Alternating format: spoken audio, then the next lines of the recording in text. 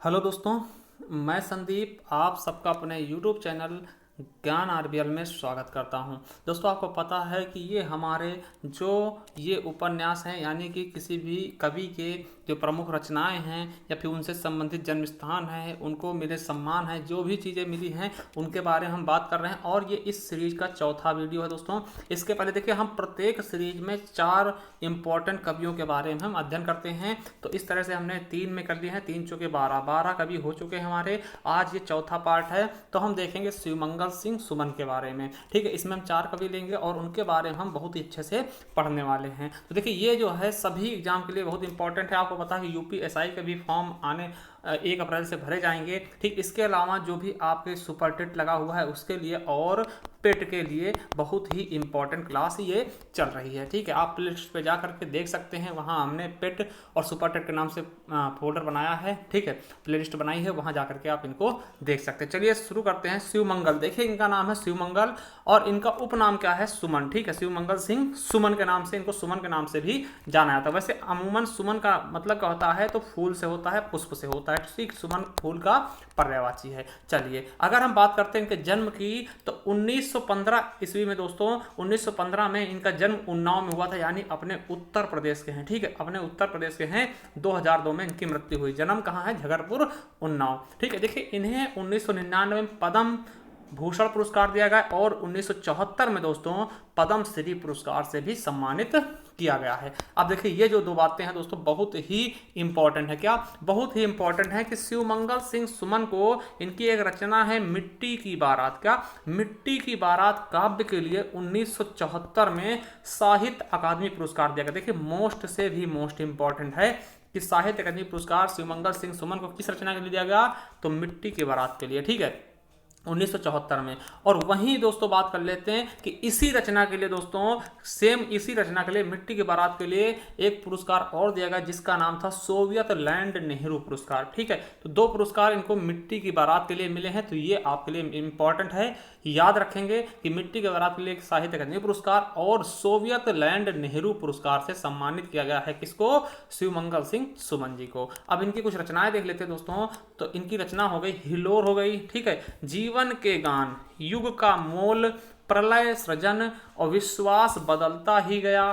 ठीक है, विंध्य हिमालय, मिट्टी की बारात जो सबसे इंपॉर्टेंट है। ठीक है, वाणी की व्यथा पर आंखें नहीं भरी और हम पक्षी उन्मुक्त गगन के आभार पर आंखें नहीं भरी। ये दोबारा हमने टाइप कर दिया है। और सांसों का हिसाब, तो इनकी क्या है? ये प्रमुख रचनाएं हैं। क्या हैं? शिवमंगल सिंह सुमन जी की प्रमुख रचनाएं हैं। तो सबसे इंपॉर्टेंट क्या है? मिट्टी की बारात, जिसके लिए इन्हें साहित्य अकादमी और सोवियत लैंड नेहरू पुरस्कार से भी सम्मानित किया गया है। तो ये चीज आप याद रखेंगे। चलिए, अब दूसरे नंबर पर देखते हैं रामधारी सिंह को, जिनको हम, इनका उपनाम क्या है? दिनकर के नाम से, दिनकर के उपनाम से भी इनको हम जानते हैं। तो रामधारी सिंह दिनकर के बारे में जानते हैं, इनसे बहुत इंपॉर्टेंट क्वेश्चन बनेंगे। अगर हम दिनकर की बात करते हैं, इनके जन्म की, तो दोस्तों आपको बता दें कि 1908 में बेगूसराय, कहां? बेगूसराय में इनका जन्म हुआ था, जो कि बिहार में पड़ता है। ठीक है, और मृत्यु 1974 में हुआ। देखिए, इनके उपनाम कौन कौन से? ये देखिए, ये समझिएगा, उपनाम पूछा जाता है। ठीक है, इनको दिनकर जानते हैं, ये तो सभी जानते हैं, मगर इन्हें अधैर्य का कवि बोलते हैं। अगर क्वेश्चन आ जाए कि अधैर्य का कवि या फिर समय सूर्य किसको कहते हैं, तो दिनकर जी को, दिनकर जी को ही अधैर्य का कवि और समय सूर्य भी कहा जाता है। ठीक है, तो ये दोनों चीज इंपॉर्टेंट है। अगला है कि दिनकर के काव्य में राष्ट्रीय सांस्कृतिक चेतना तथा प्रगतिवादी चेतना दोनों विद्यमान थे। क्या क्या? राष्ट्रीय सांस्कृतिक चेतना और प्रगतिवादी चेतना दोनों के दोनों इनके काव्यों में दोस्तों मौजूद मिल जाएंगे। ठीक है, अब देखिए, आपको पता होगा कि दिनकर ने मैथिली शरण गुप्त के सामने स्वयं को महज डिप्टी राष्ट्र कवि ही माना था। क्या? डिप्टी राष्ट्र कवि ही माना था। ठीक, और देखिए सबसे इंपॉर्टेंट चीजें अब आने वाली। ठीक है, देखिए रामधारी सिंह दिनकर को उर्वशी, देखिए हमने बताया था कि उर्वशी जो रचना है वो जयशंकर प्रसाद जी की भी है। क्या? जयशंकर प्रसाद जी की कृति है वो, और इनकी जो महाकाव्य है उर्वशी, देखिए दिनकर ने लिखा महाकाव्य और जयशंकर प्रसाद की भी है उर्वशी। देखिए कंफ्यूज मत होइएगा। ठीक है, देखिए अगर पूछा जाए उर्वशी उर्वशी के लिए किसे ज्ञानपीठ पुरस्कार मिला, तो दिनकर जी को। ठीक है, किसको? दिनकर जी को। तो बताते हैं कि उर्वशी जो है दोस्तों ये महाकाव्य है, इसी के लिए 1972 में दोस्तों इन्हें ज्ञानपीठ पुरस्कार दिया गया। तो ये मोस्ट से भी मोस्ट इंपॉर्टेंट क्वेश्चन आपके लिए बनेगा कि रामधारी सिंह दिनकर को किस रचना के लिए ज्ञानपीठ पुरस्कार दिया गया, तो उर्वशी के लिए। ठीक है, उर्वशी के लिए, और इसे गीत नाट्य भी माना जाता है। ठीक, किसको? उर्वशी को। तो देखिए ज्ञानपीठ पुरस्कार किसके लिए? उर्वशी के लिए। और देखिए दोस्तों कि रामधारी सिंह दिनकर जी को दोस्तों उनकी एक रचना है क्या, संस्कृत के 4 अध्याय के लिए 1959 में साहित्य अकादमी पुरस्कार मिला। समझ लीजिएगा, देखिए उर्वशी के लिए ज्ञानपीठ पुरस्कार, उर्वशी के लिए कौन सा? ज्ञानपीठ पुरस्कार, और संस्कृत के 4 अध्याय के लिए साहित्य अकादमी पुरस्कार, दोनों के दोनों। ठीक है, याद रखेंगे। अब देखिए 1952 में इन्हें राज्यसभा का सदस्य भी चुना गया। क्या? 1952 जो पहली राज्यसभा, आपको बता दें जब संसद का गठन हुआ था तो प्रथम बार ही इन्हें राज्यसभा का सदस्य भी चुना गया था। ठीक, तो याद रखेंगे। अब देखिए 1999 में भारत सरकार ने इनकी स्मृति में दोस्तों डाक टिकट भी जारी किए थे। डाक टिकट आप जानते होंगे। ठीक है, जो डाक टिकट जो होते हैं, जो लिफाफे पे चिपकाए जाते हैं दोस्तों, उन पे इनकी फोटो लगाई गई थी ना, तो ये चीज आप समझ सकते हैं। अब इनकी अगर कृतियों की बात कर ले दोस्तों तो बहुत ही इंपॉर्टेंट कृतियां हैं, आपको बताते चलते हैं। रेणुका हो गया, हुंकार हो गया, रसवंती हो गया, कुरुक्षेत्र इंपॉर्टेंट है, कुरुक्षेत्र। ठीक है, जिसमें हम बता देंगे जो ज्यादा इंपॉर्टेंट उसको आप जरूर याद रखना। ठीक है, सामधेनी, रश्मिरथी, नील कुसुम, दिल्ली उर्वशी ज्ञानपीठ पुरस्कार। ठीक, परशुराम की प्रतीक्षा बहुत इंपॉर्टेंट, आत्मा की आंखें, हारे को हरिनाम मोस्ट से मोस्ट इंपॉर्टेंट, धूप और धुआं, नीम के पत्ते, इतिहास के आंसू, संस्कृत के 4 अध्याय, साहित्य अकादमी पुरस्कार मिला इसके लिए। ठीक है, रेती के फूल इंपॉर्टेंट है, अर्धनारीश्वर मोस्ट इंपॉर्टेंट है, और विवाह की मुसीबतें। वैसे विवाह में मुसीबतें आती ही आती हैं विवाह होने के बाद भी। ठीक है, तो ये चीजें हो गई किसकी? दिनकर जी की। तो दिनकर जी का सबसे मोस्ट इंपॉर्टेंट क्या है? संस्कृत के 4 अध्याय के लिए साहित्य अकादमी पुरस्कार। ठीक है, और ये जो आपका उर्वशी है इसके लिए ज्ञानपीठ पुरस्कार। तो दोनों के दोनों समझ में आए होंगे। चलिए ठीक है, अब देखते हैं हम सच्चिदानंद हीरानंद वात्स्यायन अज्ञेय के बारे में। क्या?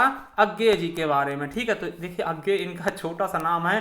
ठीक है, अज्ञेय छोटे से नाम से इनको बुलाया था, इतना बड़ा नाम इन्होंने पिताजी का नाम भी इसमें जोड़ लिया है। ठीक दोस्तों, तो 15वें नंबर है। ठीक है, चलिए अब देखते हैं इनके बारे में। देखिए इनका जन्म 1911 में कहाँ हुआ दोस्तों?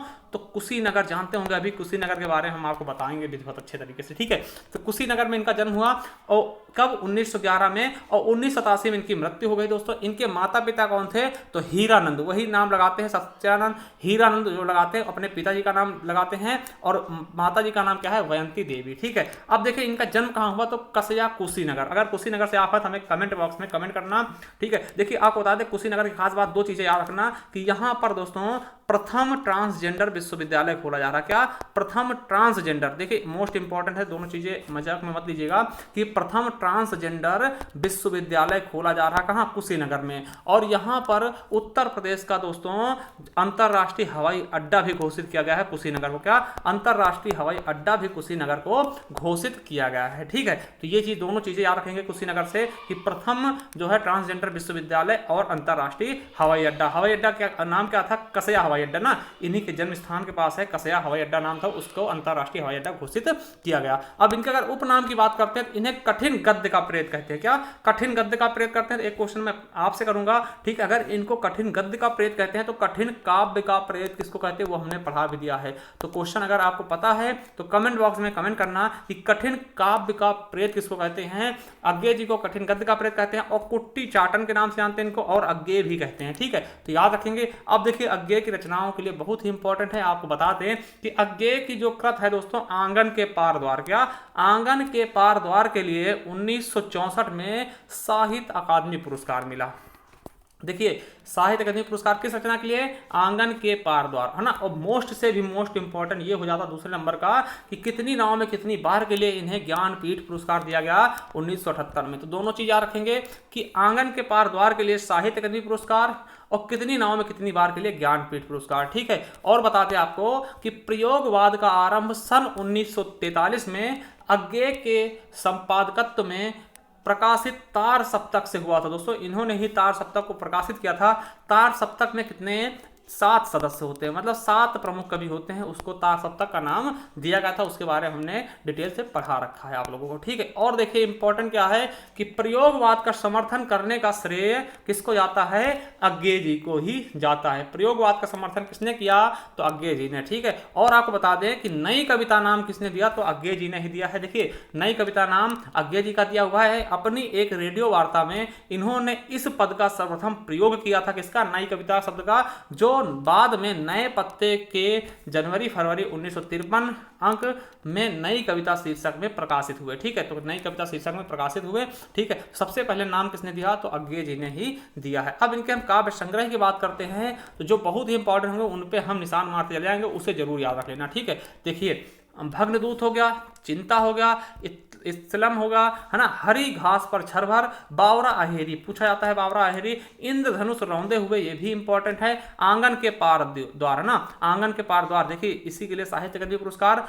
पूर्वा हो गया, सुनहले सहवाल हो गया, कितनी नाव में कितनी बार के लिए ज्ञानपीठ पुरस्कार, और मोस्ट से भी मोस्ट इंपॉर्टेंट, क्योंकि मैं उसे जानता हूं, सागर मुद्रा, पहले मैं सन्नाटा बुनता था, महावृक्ष के नीचे वदी की बांक छाया, ऐसा कोई घर आपने देखा है। तो ये क्या है, अज्ञे जी हैं। क्या है दोस्तों, अज्ञे जी हैं। तो इसी के साथ आपको बता दें कि जो इनके उपन्यास दोस्तों, तो उपन्यास क्या है, शेखर एक जीवनी, मोस्ट इंपॉर्टेंट है। नदी के द्वीप भी पूछा जाता है, मगर ये शेखर एक जीवनी ये इंपॉर्टेंट है, ठीक है। अब इनके यात्रा वृत्तांत की बात कर ले तो अरे यायावर रहेगा याद, मोस्ट से भी मोस्ट इंपॉर्टेंट। और आपको बता दें कि अज्ञे जी को दोस्तों प्रयोगवाद तथा नई कविता का सलाहकार पुरुष भी कहा जाता है। क्या, प्रयोगवाद का सलाहकार पुरुष, या पूछ ले नए कविता का सलाहकार पुरुष किसको कहते हैं, तो अज्ञे जी को, ठीक है। सच्चिदानंद हीरानंद वात्स्या अज्ञे। अब हमारे चौथे कवि हैं आज के, गजानन माधव मुक्तिबोध। क्या, गजानन माधव मुक्तिबोध, ठीक है। चलिए अब देखिए इनका जन्म हुआ था 1917 में श्योरपुर मध्य प्रदेश में, ठीक है। मृत्यु की बात करते हैं 1964। पिताजी कौन से, माधवराव, माता का नाम पार्वती था, ठीक है। इनके उपनाम समझिएगा, भयानक खबरों का कवि कहते हैं इनको, क्या बोलते हैं, भयानक खबरों का कवि, और मुक्तिबोध के नाम से इनको जानते हैं। इनका नाम गजानन माधव था, मुक्तिबोध इनकी उपाधि थी, ठीक है। अब देखिए मुक्तिबोध प्रथम तार सप्तक में भी शामिल थे, आपको पता है तार सप्तक अज्ञे जी ने निकाला था, उसमें शामिल थे, ठीक है। इन्हें गहन अनुभूति और तीव्र इंद्रिय बोध का कवि भी कहा जाता है, याद रखेंगे। और देखिए सबसे इंपॉर्टेंट अगर इनकी कोई कविता है या कोई कृति है तो वो है चांद का मुंह टेढ़ा, जिसके लिए इन्हें साहित्य अकादमी पुरस्कार दिया गया, ठीक है। तो याद रखेंगे चांद का मुंह टेढ़ा, ठीक है, चांद का मुंह टेढ़ा, और भूरी भूरी खाक धूल, ठीक है। अब देखिए कविताएं कौन सी, अंधेरे में, ब्रह्म राक्षस, अंतःकरण का आयतन, और भूल गलती, ठीक है। अब देखिए जो इनकी रचना है चांद का मुंह टेढ़ा दोस्तों, राम स्वरूप चतुर्वेदी ने मुक्तिबोध का काव्य संकलन चांद का मुंह टेढ़ा है,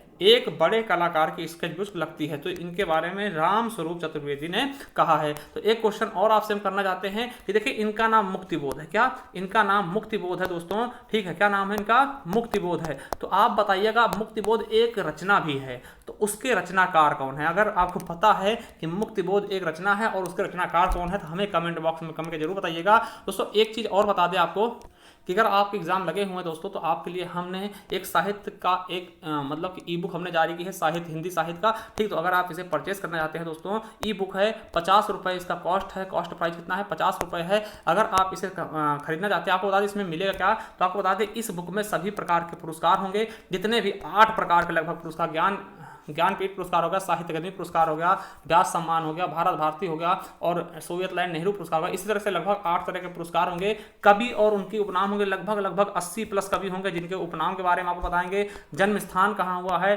ठीक, रचनाएं कौन कौन सी हैं, और संपूर्ण हिंदी साहित्य का इतिहास होगा। और इसके अलावा हिंदी में प्रथम क्या है, ठीक, हिंदी में प्रथम क्या है, कौन कवि हैं प्रथम, कौन सी रचना है। तो इस प्रकार से 135 पॉइंट होंगे जो प्रथम केवल बताएंगे, ठीक है। और अगर आप इसको परचेस करना है तो आप इस नंबर पे हमें व्हाट्सअप कर सकते हैं 7905419251 पे। और एक हमारा दूसरा चैनल है ज्ञान एजुकेशन आरबीएल, जिस पर हम संपूर्ण हिंदी आपको फ्री ऑफ कॉस्ट पढ़ा रहे हैं, यूपीएसआई लेवल तक की। तो आप जा करके इस पे अगर हिंदी पढ़ना थे फ्री ऑफ कॉस्ट, ठीक, तो पढ़ सकते हैं बिल्कुल अच्छे से। तो चलिए थैंक यू, हम उसका लिंक भी नीचे देंगे डिस्क्रिप्शन में, वहां से निकाल सकते हैं। थैंक यू, धन्यवाद।